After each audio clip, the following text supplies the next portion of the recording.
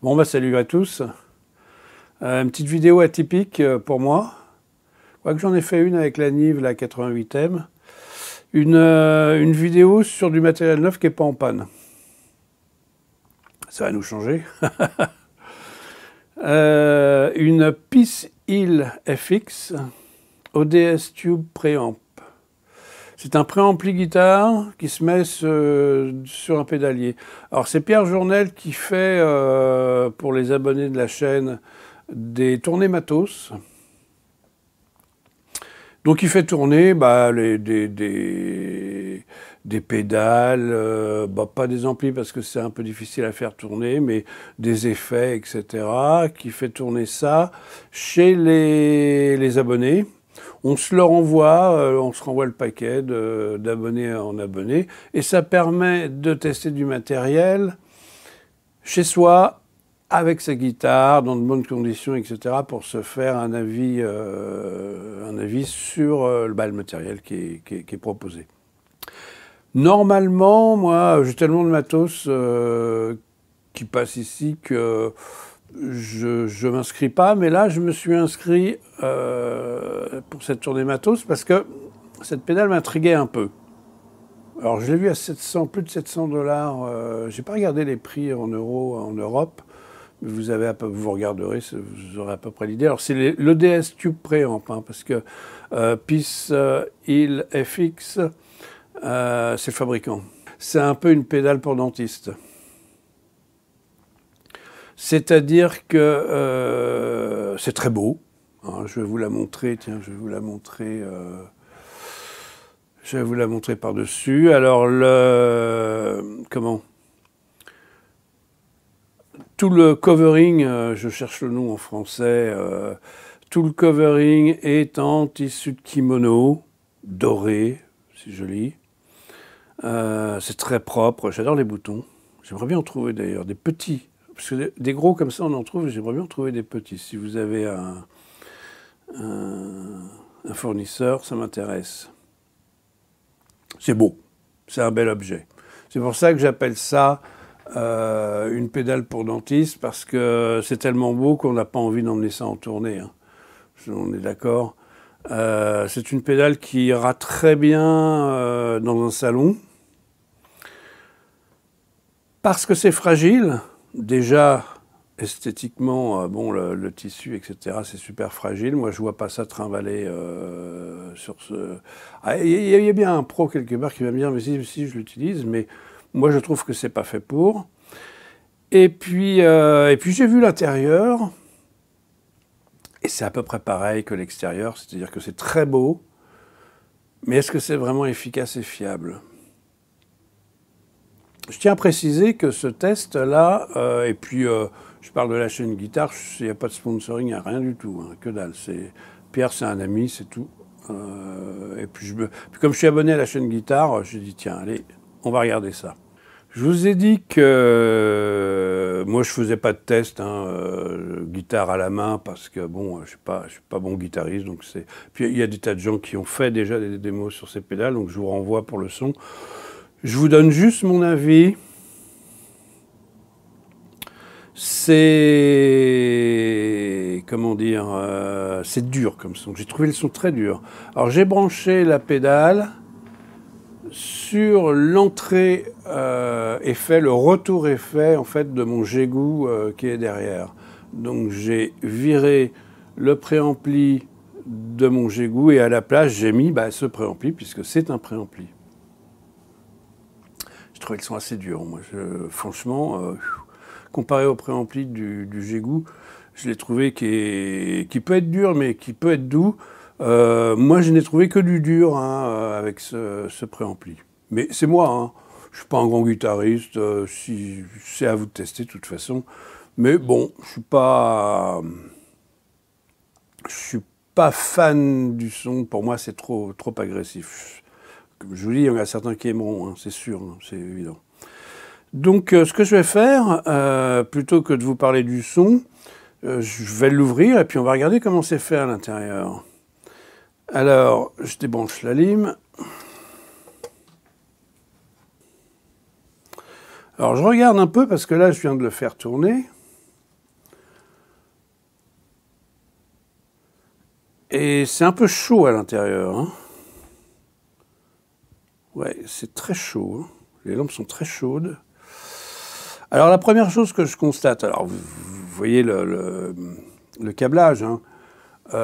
C'est un câblage, moi, que j'appelle de psychopathe. Hein. Après le dentiste, c'est peut-être un dentiste psychopathe qui fait ça, hein, j'en sais rien. Je plaisante, mais c'est très bien fait. C'est très joli. Mais est-ce que d'un point de vue électronique, c'est valable? Alors, je vais vous expliquer un truc très simple. Hein. En électronique, quand il y a des amplificateurs à haut gain, comme on a ici, etc., surtout quand on est en HF, mais là on n'est pas en HF, on a une règle de base, c'est de faire les connexions les plus courtes possibles. L'esthétique, on s'en fout. L'esthétique, ça ne sert à rien au niveau électronique. Ce qui sert, ce qui est utile, c'est de faire des liaisons très courtes. Alors vous voyez, quand on voit des liaisons comme ici, là, comme là, etc., on se dit, ben, on n'a pas fait le chemin le plus court, on a privilégié le beau, l'esthétique à l'efficacité. Pourquoi il faut faire des câblages? Alors vous voyez, là, il y a un truc mais qui est hallucinant. C'est que j'ai une résistance qui part là, normalement qui doit aller là, qui va d'ailleurs, qui va d'une pine à l'autre. On fait tout un chemin, là, comme ça. C'est assez étonnant. Bon, moi, j'aurais fait différemment, mais... vous voyez, là, des grandes longueurs de pattes, comme ça. Je sais pas. Voilà, ici, là aussi. Alors, je vous ai pas dit, mais pourquoi on fait on privilégie le chemin le plus court pour les composants? Pour éviter les accrochages électroniques, les oscillations. Il faut savoir qu'un préampli, ça a une tendance à osciller quasi spontanée si on fait un mauvais câblage.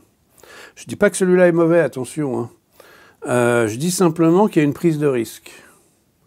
Il y a une prise de risque. On crée, quand on fait des grandes longueurs de câblage comme ça, parce qu'on veut chiader et tout, on prend le risque de créer des capacités parasites, des self-parasites, qui vont faire entrer le préampli en oscillation, en auto-oscillation. Et le piège, c'est qu'on ne l'entend pas forcément. S'il rentre en auto-oscillation en haute fréquence, on ne va pas le voir, on ne va pas l'entendre. Et on risque de faire chauffer inutilement et d'écrouler un peu l'ampli.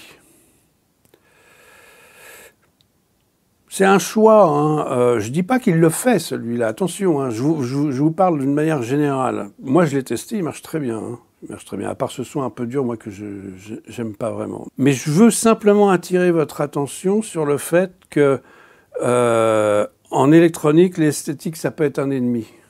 Ça peut.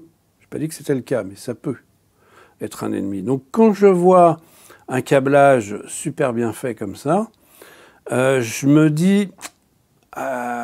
ouais. Si vous regardez alors, il y a au fait 3 types de câblage hein, pour ces amplis-là. Il y a in the wind, en l'air, comme ça, ici, c'est-à-dire qu'on n'a pas de circuit imprimé et on n'a pas de circuit point à point. La deuxième méthode de câblage, c'est tous les Fender, les Marshall, etc., d'une certaine époque, où on a une plaquette avec tous les composants les uns à côté des autres. Et on a des connexions assez courtes hein, entre les composants. Et puis on a la dernière, la plus moderne, c'est-à-dire le circuit imprimé. Quand on regarde les matériels des années 50, parce que ça c'est une méthode de câblage des années 50, hein, de câbler en l'air. Quand on regarde les méthodes de câblage des années 50 en l'air, on se rend compte que c'est un fouillis, un bordel monstrueux. Mais on se rend compte aussi que ça peut paraître être le bazar parce que on privilégie les connexions les plus courtes. C'est-à-dire que tout va direct. Il n'y a pas de trucs comme ça, comme ça, comme ça, comme ça. Vous voyez ce que je veux dire? Donc moi, je suis toujours un peu sceptique par rapport à ça. Donc ça, c'est la première chose. C'est très subjectif. J'ai fait aucune mesure dessus. Je ne sais pas s'il a une oscillation qu'on ne voit pas. Je vais d'ailleurs allumer mon générateur et mon oscillo. Je vais regarder. J'envoie du 1000 Hz avec mon générateur sur l'entrée et je regarde ce qui se passe à la sortie. On va voir qu'il y a quelque chose de très intéressant. Alors, il n'y a pas d'oscillation parasite comme je vous parlais à cause du câblage des composants, etc. Par contre, il y a une alimentation step-up à l'intérieur, c'est-à-dire qui hache le 12 volts, qui remonte en courant continu pour arriver à 300 volts à l'intérieur. Et on se rend compte eh bien, que cette alimentation n'est pas propre du tout. Alors, ma trace, je vais couper la jaune. Ma trace violette, c'est mon 1000 Hz en entrée, d'accord? La trace jaune, c'est la sortie. Si je touche au gain, vous voyez qu'on sort. Si je touche au master, pareil. Alors si je touche au master, alors regardez, c'est intéressant parce que si je baisse le gain en entrée, j'ai plus mon 1000 Hz, mais regardez, j'ai toujours cette pollution. Et cette pollution est intéressante. Vous voyez toute la saloperie qui sort de là-dedans? Là, je regarde. Et si on s'intéresse plus particulièrement à ce signal, que je vais agrandir volontairement, je vais me synchroniser dessus pour voir. Donc c'est canal 1, voilà. Voilà. Donc je suis synchronisé dessus.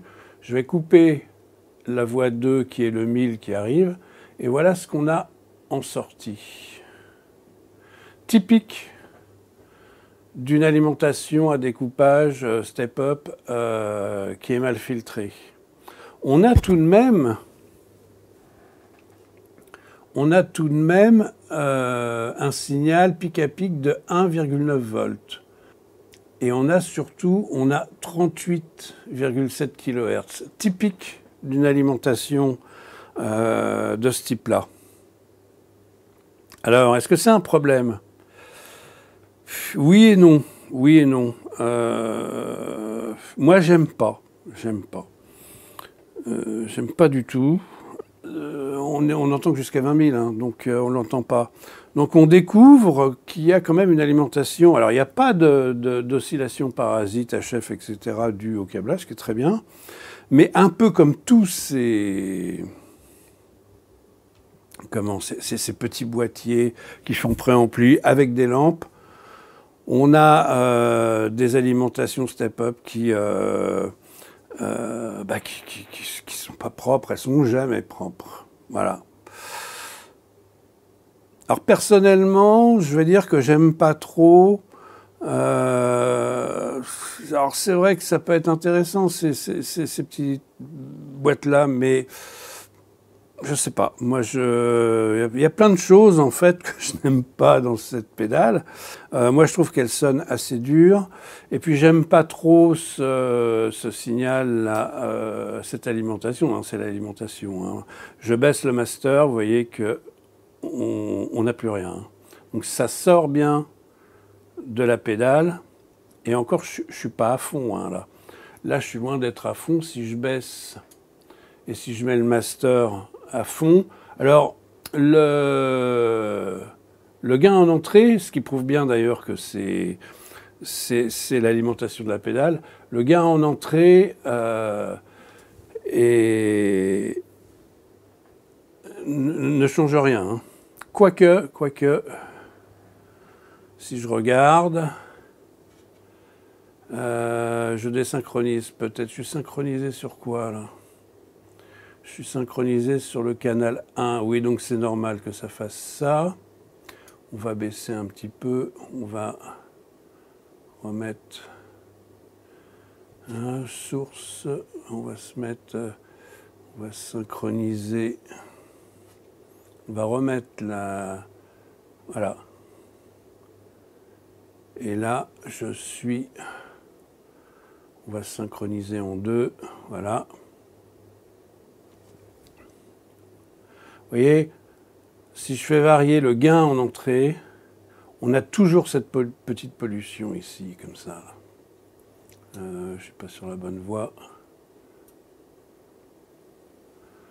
Oui, évidemment modulé par le 1000 Hz. Hein, donc. Voilà, donc... oui,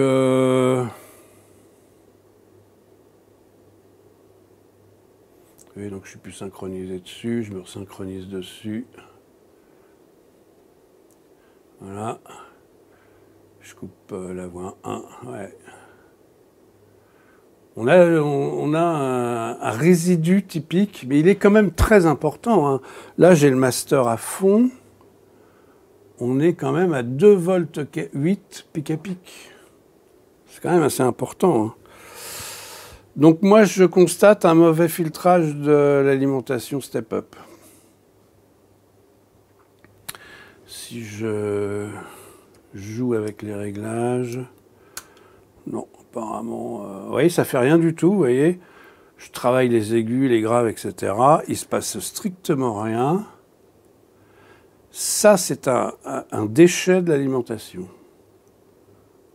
C'est un typique d'une alimentation qui est mal filtrée. Bon, bah c'est comme ça, hein, de toute façon. Alors, c'est pas gênant, hein, pour vous jouer avec le 38 kHz, vous ne l'entendrez pas. Par contre, attention, dans certains cas, il peut se créer des harmoniques à cause de ce signal-là quand on est branché sur un matériel, un ampli ou quelque chose comme ça, qui peuvent devenir audibles. Voilà, voilà. Donc, qu'est-ce qu'on fait maintenant? Il y a autre chose qui me gêne dans cette pédale. Je vais la couper. Hop. Là, je viens de la faire fonctionner. Les OCC 83 chauffent beaucoup à l'intérieur. Le problème, c'est qu'on n'a aucun refroidissement. C'est complètement fermé à l'intérieur. Et si on regarde comment c'est fait, il y a beaucoup de colle chaude hein, aussi à l'intérieur. Donc si ça chauffe beaucoup, cette manière de câbler là en l'air, bon alors il a mis de la colle chaude, mais si ça chauffe, la colle peut se ramollir. En tournant avec, ça se prend des coups hein, le matériel, c'est très... tous les trucs qu'il a essayé de bloquer hein, avec de la colle chaude, etc., ça peut peut-être bouger. Je ne sais pas, je fais peut-être un faux procès. Vous allez peut-être me dire que je suis trop dur. Mais tout de même, je vais dire en gros, cette pédale ne me plaît pas. Elle me plaît esthétiquement, je la trouve très jolie, mais elle ne me plaît pas d'un point de vue pratique et d'un point de vue électronique. On voit là, ici, si je vous montre, on voit l'alimentation, là, c'est une alimentation step-up. J'ai pas regardé, on ne voit pas d'ailleurs. Je ne vois pas la référence du circuit, là. Alors c'est très bizarre en plus parce que le circuit ici qui doit chauffer, je pense qu'il chauffe pas mal. Je peux pas aller mettre mon doigt là pour voir. Ouais, il est tiède là. Il n'y a pas de radiateur non plus dessus. Bon, est-ce qu'il y en a besoin ou pas? Il n'y aura peut-être pas besoin. Hein. Là, j'aime pas quand on met du truc noir là pour cacher. J'aime pas trop ça. Bon, écoutez.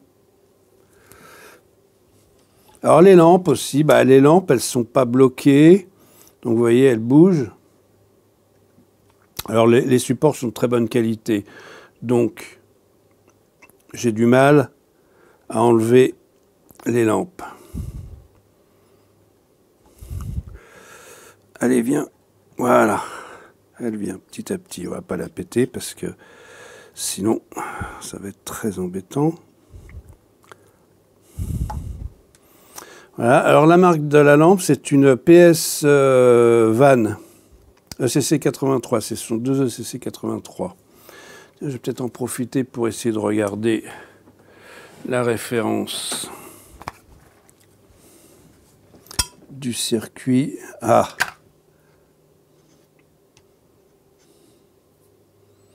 Ah oui, j'essayais de regarder la référence du circuit qu'il a utilisé pour son alimentation step-up.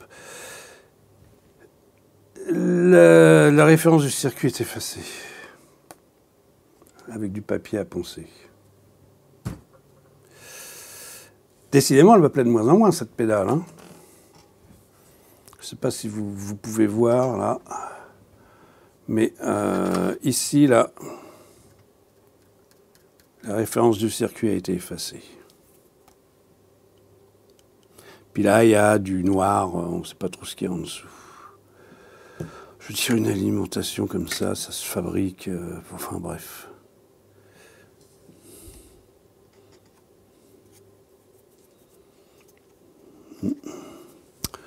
Voilà, donc bon. Moi, ma conclusion, alors les PS Van, là, je vais vous montrer, là, ici, un peu, c'est des lampes qui coûtent assez cher. Enfin, ça dépend.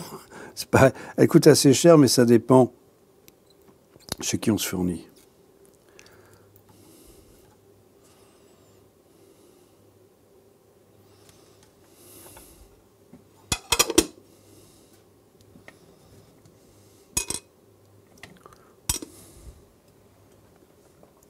Donc, en conclusion, est-ce que j'achète? Non, certainement pas. C'est très cher, hein, elle est très chère cette pédale. Et je trouve que l'électronique n'est pas d'une grande propreté, hein, on l'a vu, hein, c'est pas très très propre. Après, on en pense ce qu'on en veut, hein. J'aime pas du tout cette pédale. Voilà. Voilà, voilà. Bah, écoutez, je crois que j'ai à peu près tout dit. Donc, mauvaise aération hein, pour les lampes. Circuit électronique pas très propre. Pédale fragile, hein, esthétiquement très fragile. Et on voit ici, là, sur les bords, ça commence à se décoller un peu hein, pour faire joli. Donc ça se décolle un petit peu, ça va mal vieillir, c'est évident que ça va mal vieillir. Surtout si vous tournez avec. Hein. Si vous tournez avec, ça va être une catastrophe. Donc je reste sur mon premier avis. Une pédale pour dentiste, j'ai rien contre les dentistes. Hein. Moi, j'ai une dentiste qui est super sympa, qui travaille beaucoup pour moi. J'ai rien contre les dentistes et ils ont le droit de faire de la guitare, il n'y a pas de problème. Mais voilà, quoi, je suis un peu dubitatif par rapport à tout ça. Ça a le mérite d'exister, ça a le mérite d'être beau. Et puis j'ai aussi un autre problème philosophique avec ça, c'est que on a il y a des préamplis comme les coques, par exemple, etc., qui sont vachement plus gros, hein, mais qui ont une vraie alimentation, qui ont les lampes qui sont bien refroidies, etc. Là, moi, j'ai rien contre. Hein. Et puis, à l'intérieur, c'est fait de manière très pro. On vend de l'inutile. Alors, moi, je suis pour l'inutile. Hein. Je suis un utopiste. Je suis pour toutes les utopies. Mais il faut que l'inutile soit quand même, ce soit pas au détriment de la qualité. Or là, je trouve qu'on est limite au détriment de la qualité. Et puis, c'est ce mouvement général de vente de pédales super chabada. On ouvre des fois des coffrets, on dirait qu'on ouvre un bijou, un coffret à bijoux, tellement c'est super bien. Alors c'est très marketé, on les paye très cher. Et souvent, à l'intérieur, quand on regarde, on se dit oui, bon, bof, quoi, il n'y a rien dedans. C'est-à-dire qu'on paye du marketing, réellement. Alors, je ne dis pas que c'est totalement le cas de cette pédale, mais il y a un peu de ça quand même aussi, hein, vous ne croyez pas? Voilà. Bon, bah écoutez, salut. Alors, je sais pas, elle va pas plaire, hein, cette vidéo. J'ai pas l'impression qu'elle... Il y a des gens à qui ça va pas plaire, mais tant pis, hein. Moi, je constate, hein, c'est tout. Après, vous en tirez vos conclusions. Hein. Vous faites ce que vous voulez. J'ai pas arrêté mon téléphone. Vous faites ce que vous voulez. Hein. Pas... C'est beau. C'est beau. Voilà, c'est tout ce que j'ai à dire. C'est beau. Allez, salut.